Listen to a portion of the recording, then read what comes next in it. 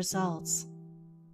A considerable portion of the happenings of life comes to us without any direct choosing on our part, and such happenings are generally regarded as having no relation to our will or character, but as appearing fortuitously, as occurring without a cause.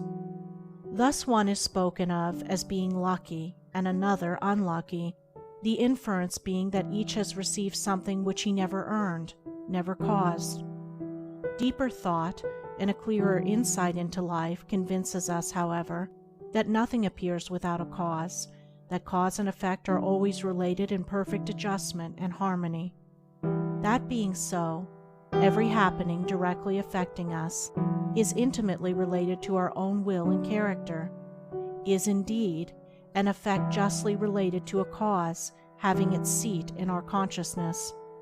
In a word, involuntary happenings of life are the results of our own thoughts and deeds.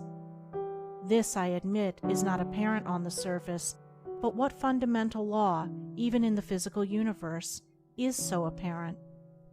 If thought, investigation, and experiment are necessary to the discovery of the principles which relate one material atom to another, even so are they imperative to the perception and understanding of the mode of action which relate one mental condition to another, and such modes, such laws, are known by the right doer, by him who has acquired an understanding mind by the practice of true actions.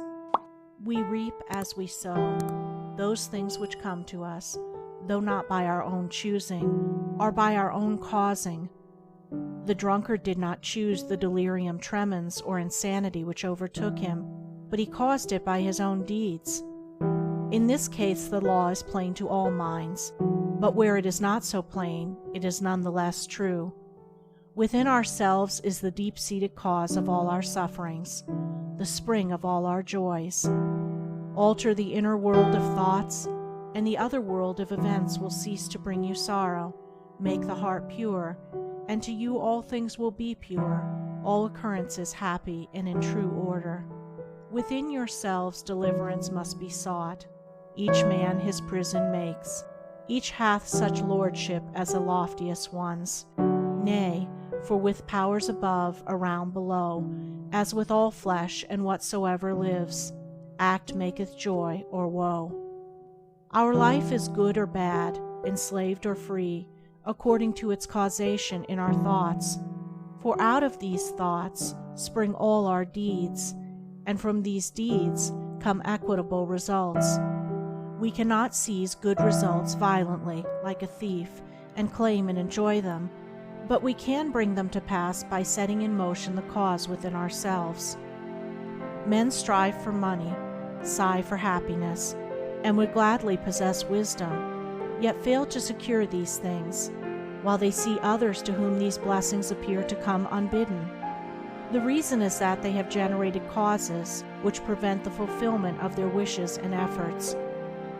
Each life is a perfectly woven network of causes and effects, of efforts or lack of efforts, and results, and good results can only be reached by initiating good efforts, good causes. The doer of true actions, who pursues sound methods, grounded on right principles, will not need to strive and struggle for good results. They will be there as the effects of his righteous rule of life. He will reap the fruit of his own actions, and the reaping will be in gladness and peace. This truth of sowing and reaping in the moral sphere is a simple one, yet men are slow to understand and accept it. We have been told by a wise one that the children of darkness are wiser in their day than the children of light.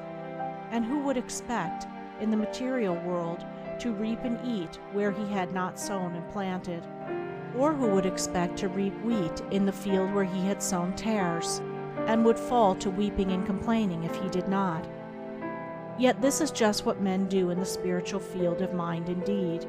They do evil and expect to get from it good, and when the bitter harvesting comes in all its ripened fullness, they fall into despair and bemoan the hardness and injustice of their lot, usually attributing it to the evil deeds of others, refusing even to admit the possibility of its cause being hidden in themselves, in their own thoughts and deeds.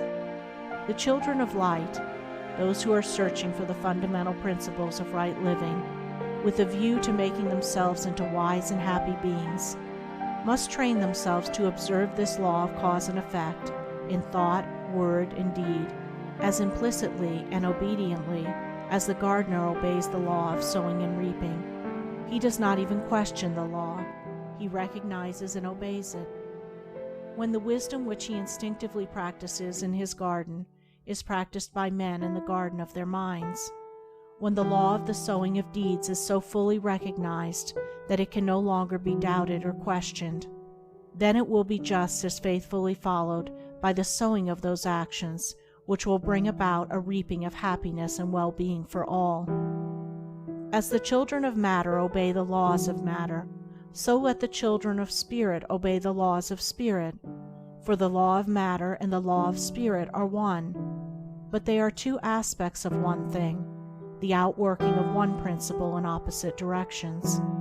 If we observe right principles or causes, wrong effects cannot possibly accrue. If we pursue sound methods, no shoddy thread can find its way into our web of life, no rotten brick enter into the building of our character to render it insecure. And if we do true actions, what but good results can come to pass? For to say that good causes can produce bad effects is to say that nettles can be reaped from a sowing of corn. He who orders his life along the moral lines thus briefly enunciated will attain to such a state of insight and equilibrium as to render him permanently happy and perennially glad. All his efforts will be seasonally planted. All the issues of his life will be good. And though he may not become a millionaire, as indeed he will have no desire to become such, he will acquire the gift of peace, and true success will wait upon him as its commanding master.